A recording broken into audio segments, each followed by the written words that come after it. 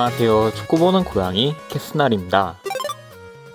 레스터의 감독 로저스는 아르테타를 상대할 때면 보통 압박하기보단 공간을 지키는 수비법을 준비했었는데요. 이번 경기에서는 조금 다른 모습을 보여줬습니다. 3-5-2 포메이션을 기반으로 1대1 데인마크를 붙이면서 전방 압박을 펼친 것입니다. 7라운드에서 아스날을 고전하게 한 브라이튼의 수비 방식과 비슷했는데요. 하지만 조금 다른 점이 있었습니다. 브라이튼은 아스날 오른쪽 풀백 토미야스를 마크하는 역할을 왼쪽 윙백에게 맡겼었는데 레스터는 이 역할을 왼쪽 중미 메디슨에게 맡긴 것입니다. 이렇게 되면 포지션상 파티를 마크해야 하는 건 레스터의 수비형 미드필더 수마레였는데요. 하지만 공미 라카제트가 측면으로 빠지는 움직임으로 수마레를 유인해내면서 덕분에 파티가 자유롭게 공을 받을 수 있게 됐습니다. 파티에게 공이 연결될 때 바디가 탄식하는 장면을 보면 원래 압박 계획이 있었다는 뜻으로 보이는데요. 이후 레스터는 수마레가 전진하든 아니면 메디슨이 중앙으로 이동하든 해서 파티를 가만 놔두지 않기 시작했습니다. 이는 즉 아스날이 후방에서 전부 1대1 마크를 당하게 됐다는 뜻입니다. 이 상황이 되자 아스날의 다음 패턴이 나오게 됐어요. 램스데일의 킥 솜씨를 활용해서 전방에 다이렉트로 연결하는 것입니다. 후방에서 1대1 마크를 당했다는 것은 전방에서도 1대1로 즉 수적 동등을 취했다는 뜻이니까요. 이런 방식으로 아스날은 레스터의 전방 압박을 받아치지 않고 세컨볼 같은 변수를 노렸습니다. 선수 구성, 패스 방향, 선수 숫자 등에 구애받지 않고 상황에 따라 다양한 패턴으로 나타났어요.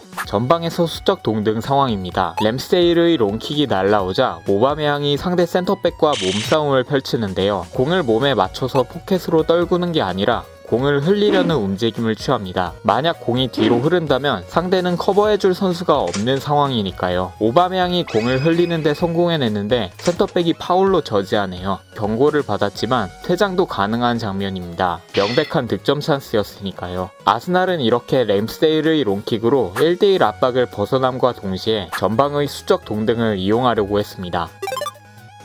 램스데일이 관여하지 않는 공격 상황에서는 어땠을까요? 재밌는 포인트 하나를 발견할 수 있었는데요. 의도적으로 왼쪽으로 공을 보내서 레스터의 오른쪽 미드필더 틸레망스를 유인하는 것이었습니다. 이렇게 해서 얻으려고 한 효과는 뭘까요? 상대의 미드필더 라인을 왼쪽으로 쏠리게 만들고 반대쪽 미드필더 메디슨을 공략하려고 한 것입니다. 메디슨은 뛰어난 킥 솜씨를 바탕으로 공격력이 좋은 미드필더입니다. 이번 경기 하이라이트였던 램스데일의 선방 장면에서 멋진 프리킥을 차기도 했죠. 하지만 메디슨은 수비 가담에 적극적이지 않다는 이면이 있는 선수입니다. 아르테타가 노린 것은 이 부분이었어요. 가브리엘이 타바레스에게 패스하는 상황입니다. 이때 틸레망스가 타바레스를 압박하러 달려오네요.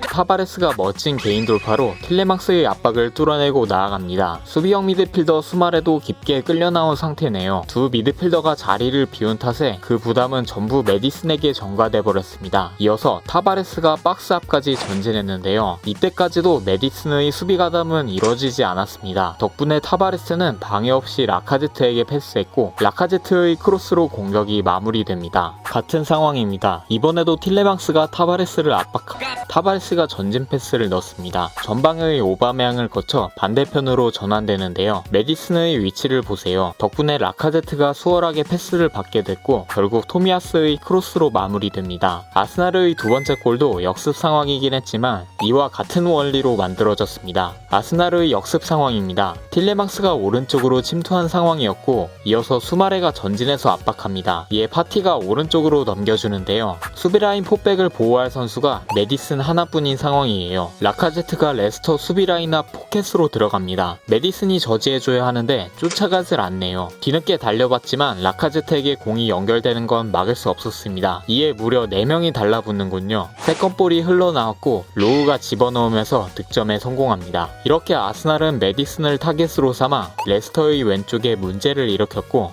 메디슨의 위치 선정 문제는 계속해서 발생하게 됐습니다. 마치 지난 북런던 더비에서 은돈벨레에게 과부하를 강제했던 것과 비슷한 노림수였네요. 전반전부터 2대0으로 끌려가게 된 로저스는 후반전 시작과 동시에 윙어 둘을 투입하면서 포백 체제의 4-2-3-1로 바꾸게 됐습니다. 이에 아르테타는 전술 변화로 대응하면서 외대구르 투입으로 이를 강화하고자 했는데요. 무슨 변화했을까요? 바로 왼쪽 풀백 타바레스를 높게 올리고 로우를 안쪽으로 이동하게 한 것입니다. 이렇게 되면 로우를 마크하는 상대 오른쪽 풀백이 로우를 따라갈 수 없게 됩니다. 타바레스의 높은 위치 때문에 측면이 무방비가 되기 때문이죠. 상대가 전반처럼 3백 체제로 윙백이 있었다면 윙백이 타바레스를 막으면서 로우도 마크할 수 있었을 테지만 윙백이 없는 포백으로 바뀌었으니까요. 이 점을 이용해서 안쪽으로 움직인 로우와 외대구르로 상대 포켓을 공략할 의도였습니다. 램스데일이 전방으로 공을 던집니다. 오바메양을 향한 것이었네요. 포켓에서 로우와 외대구르가 자유롭습니다. 앞서 설명한 대로 타바레스의 높은 위치 때문에 상대 오른쪽 풀백이 로우를 따라가지 못한 상황이에요. 오바메양과 센터백의 경합으로 세컨볼이 흐르는데 아쉽게 상대의 커버에 걸렸네요. 로우에게 정확하게 연결됐다면 효과적인 공격으로 이어나갈 수 있었을 거예요. 이번엔 램스데일이 패스를 하는데요. 상대 미드필더가 공을 건드리게 됐네요. 공이 튀어서 상대 쪽으로 가버렸습니다. 만약 패스가 끊기지 않았다면 로우가 넓은 포켓을 공략할 수 있었을 텐데요. 이 상황도 아쉽습니다. 가브리엘이 패스를 하는데요. 외대구르에게 향한 것이었지만 살짝 빗나가고 마네요. 정확했다면 좋은 공격으로 이어졌을 거예요. 상대의 전술 변화에 잘 받아쳤는데 전개가 조금씩 아쉬워서 그 빛이 바래지고 말았네요. 그래도 여러모로 긍정적인 승리였습니다. 아스날의 기세가 참 대단합니다. 10월까지 2달 연속 무패 행진이네요. 계속해서 이 좋은 흐름 이어갔으면 좋겠습니다.